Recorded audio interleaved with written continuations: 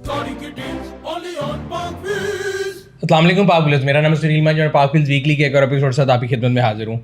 आज के वीकली का दोबारा टाइटल जो है, अगर एक ही टाइटल को सुनना हो तो वो प्राइस इंक्रीज़ है। बेशक वो पेट्रोल की प्राइस हो, गाड़ियों की प्राइस हो या डॉलर की प्राइस हो, हर तरफ महंगाई का जोर जोर है। अगर मैं आसान लफ्ज़ों में बताऊँ तो पाकिस्तानी रुपया जो अपनी कदर जो है बड़ी तेज़ी से खो रहा है। हम ज़्यादातर चीज़ें जो अपने इर्द गिर्द देखते हैं, इस टेबल भी अगर मैं देखूँ तो बहुत सी चीज़ें ऐसी हैं जो कि इंपोर्ट ही होती हैं, लोकल नहीं बनती। तो जब आप एक इंपोर्ट बेस्ड इकॉनमी होते हैं और आपका पैसा डिवैल्यू हो रहा होता है तो आपके लिए हर चीज़ महंगी हो जाती है। डॉलर ओपन फ्लोट किया गया और वो तकरीबन 270-72 के रेट पे आज जो है ट्रेड कर रहा है। तो तकरीबन आप समझ लें कि 15 से 20% वैल्यू हुई आपकी जो है करेंसी एक दिन में। तो एक समरी भेजी ओगरा ने जो कि 86 रुपीज़ की इंक्रीज़ की समरी थी। ये जो समरी होती है ना, ये एक सियासी मकसद के लिए भी इस्तेमाल की जाती है, बिकॉज पेट्रोल की प्राइस पे हर किसी की नज़र होती है। मेरा अपना अंदाज़ा ये था कि 30 से 35 रुपए का इंक्रीज़ आएगा। सबको ये पता था कि जी 86 रुपए की समरी आ गई है और ये एक्सपेक्टेड था कि जब पेट्रोल ऊपर जाना है तो पेट्रोल की शॉर्टेज हो जाएगी। जो पंप मालिकान है वो पेट्रोल नहीं देंगे। हर किसी को नज़र आता है कि उसके पंप के ऊपर इतना ज़्यादा पेट्रोल मौजूद है। But to my surprise and everybody's else's, Sunday को 29 तारीख को गवर्नमेंट ने कहा कि जी आज ही से नई प्राइसेस का इतलाक होगा और पेट्रोल की जो प्राइसेस हैं वो 35 रुपये 32 पैसे बढ़ाई गई। डीजल की प्राइस की बात करें वो 34 रुपये 97 पैसे बढ़ाई गई। पेट्रोल की नई प्राइस अब 249 रुपये 80 पैसे है और डीजल की नई प्राइस 262 रुपये 80 पैसे है। अब जो अगला व्लॉग मैं पढ़ रहा हूँ, कल से परसों से वो परेशानी थी, हमने इसके ऊपर एक वीडियो भी बनाई थी कि जी पाकिस्तान में फ्यूल शॉर्टेजेस दोबारा शुरू हो गई हैं और फरवरी में मजीद एक्सपेक्टेड है। उसके बारे में लोगों के दो पॉइंट ऑफ व्यू थे। मैंने वीडियो में भी कल बताया, मैं शॉर्टली बता देता हूँ। एक लोगों का ख्याल ये था कि जी IMF का वक्त पाकिस्तान आ रहा है और जो है ना हमने IMF से पैसे लेने हैं तो उनकी शर्तों में शामिल है पेट्रोल की प्राइस को बढ़ाना। तो ये 80 रुपये की समरी आई थी। गवर्नमेंट ने सियासी चीज़ों के ऊपर जो है ना लोगों को खुश करने के लिए शायद 35 रुपये बढ़ाया है, लेकिन अभी मजीद बढ़ाना पड़ेगा। तो ये एग्जम्पशन गलत है।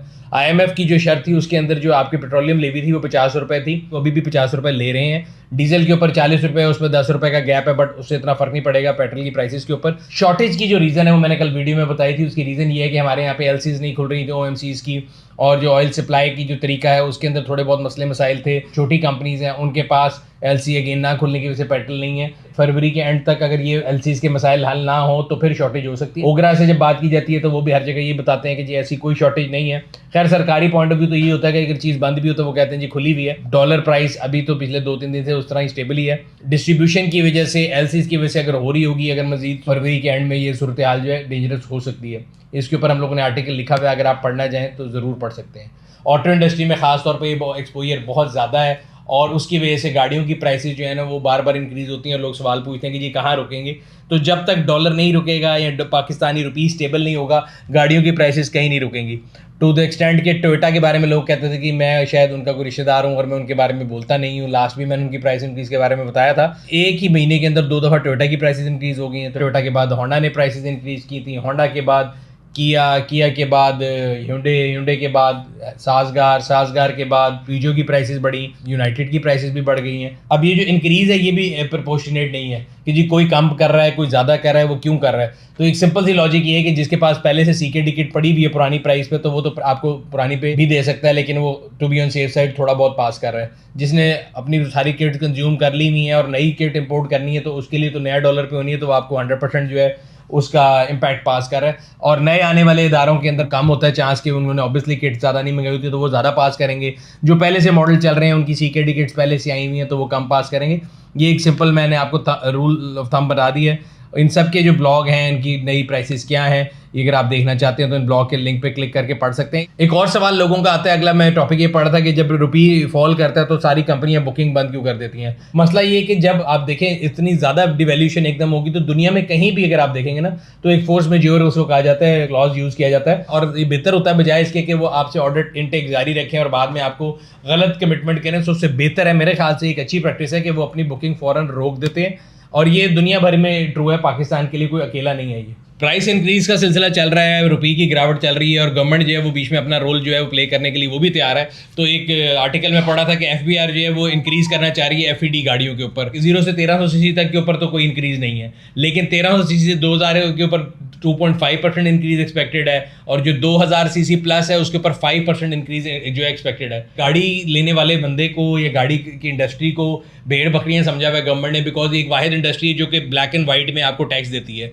जो बंदा गाड़ी ले रहा होता है उस गाड़ी की जब इंपोर्ट होती है CK टिकट उस पर टैक्स जाता है, फिर वो गाड़ी बिकती है उस पर GST भी जाता है, फिर वो गाड़ी सड़क पे निकलती है, रजिस्ट्रेशन होती है, फिर आप टैक्स लगते हैं, फिर वो गाड़ी हर साल सड़क पे चलती है, आप टोकन लेते हैं, उसके बाद आप वो गाड़ी में जो पेट्रोल डलवाता है उसमें पर लीटर 50 रुपये पेट्रोलियम लेवी देता है। तो गाड़ी लेने वाला बेचारा तो आपके लिए टैक्स कलेक्शन एक मशीन बन गया है, और जो बंदा टैक्स दे रहा है आप उसी के ऊपर बढ़ाई जा रहे हैं। जो टैक्सेबल इनकम में शामिल नहीं है लोग, या जो लोग टैक्स की उसमें नेट में नहीं है, उसके लिए कुछ नहीं किया जा रहा। तो मेरे ख्याल से बड़ा एक अनजस्ट है। यूज मार्केट के अंदर भी जो लोग हैं ना, उनकी भी तबीयत थोड़ी सी ख़राब हुई है। मैं बड़ा क्लियरली आपको बता दूं कि ये जो भी रिसेंट प्राइस हाइक आया है, इससे पहले भी अगर आपको याद हो जो गाड़ियों की प्राइसेस इंक्रीज हुई थी तो लोगों की बाइंग पावर से बाहर थी। अब वो लोग जो गाड़ियां यूज मार्केट में बैठे हुए हैं, उनका क्या होता है, वो कहते हैं जी नई महंगी हुई है तो हमने यूज भी उतनी महंगी कर देनी। एग्जांपल है कि कल्टस एक है, अगर वो नई 3 लाख महंगी हुई तो लोग कहते हैं जी हमने अपनी पुरानी भी 3 लाख महंगी बेचनी है। आर्टिफिशियली मार्केट के अंदर प्राइस इंक्रीज करेंगे, डिमांड इंक्रीज करेंगे, इससे लोग बेवकूफ़ नहीं बनेंगे। और मैं बायर्स को भी कहूँगा कि आप गाड़ी लेना छोड़ दें, कोई गाड़ी के अंदर जो है ना वेंटिलेटर नहीं लगा हुआ,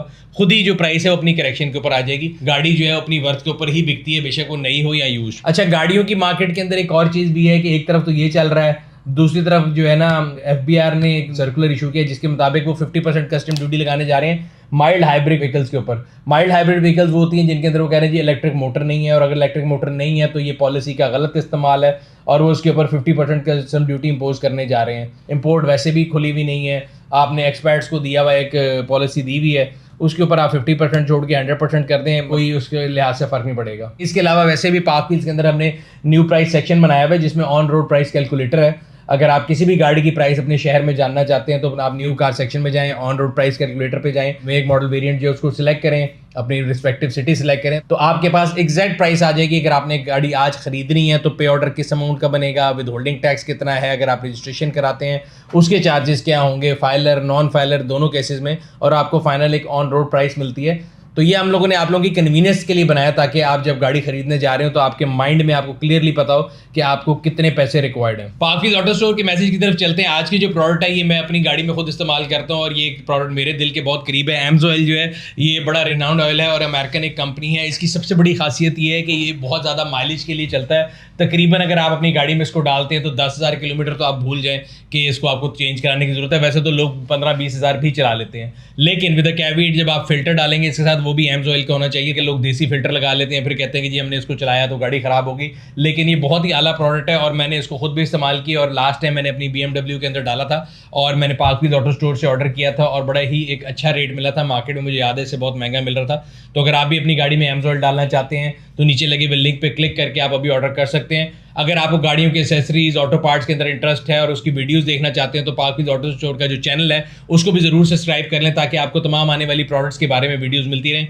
चैनल का लिंक मैं जो है नीचे वीडियो में लगा दूंगा। आखिर में पब्लिक सर्विस मैसेज की तरफ चलते हैं। मौसम की तब्दीली आने वाली है और इस दफ़ा जो रिकॉर्ड गर्मी आनी है, तो अपनी गाड़ियों के रेडिएटर को सर्विस करा लें, अपनी गाड़ियों की जो AC है उसकी गैस फिल करा लें, AC को सर्विस ज़रूर करा लें। ये तमाम चीज़ें अगर आप आज करा लेंगे तो उसका रेट कम होगा, अवेलेबिलिटी भी होगी। जो ही हमारे यहाँ पे जब सीज़न आ जाता है तो हर चीज़ में शॉर्टेज क्रिएट करने के हम लोग माहिर हैं, तो उस टाइम पे शॉर्टेज भी क्रिएट होगी, रेट भी ऊपर जाएगा। दूसरा, अक्सर मैं देखता हूँ कि लाहौर शहर में खासतौर पे आजकल कंस्ट्रक्शन बहुत ज़्यादा चल रही है, तो लोगों के अंदर सब्र जो है ना वो ख़त्म होता जा रहा है और लोग बजाय इसके कि लेन में वेट करें या तो लेन को काट के आगे आते हैं या रॉन्ग वे जाने की कोशिश करते हैं, जिससे ट्रैफिक मज़ीद जो है वो स्टक हो जाती है। तो कोशिश करें कि नज़्म ज़ब्त का मुजाहरा जो है जितना हम दूसरों से एक्सपेक्ट करते हैं उतना हम अपने जो है अपने तई भी उसको जो है ना डिस्प्ले करें और कोशिश करें कि दूसरों के लिए मुसीबत का बायस ना बने। ये था आज का वीकली। उम्मीद करते हैं आपको पसंद आया होगा। वैसे तो पसंद आने वाली कोई चीज़ नहीं थी, प्राइस इंक्रीज था सारा कुछ, लेकिन हमने कोशिश ये की है कि आपको तमाम इन्फॉर्मेशन टाइमली प्रोवाइड करते रहें। आपसे अगले हफ्ते फिर मुलाकात होगी, तब तक अपना और अपने गिरदोनवा का ख्याल रखिएगा। शुक्रिया।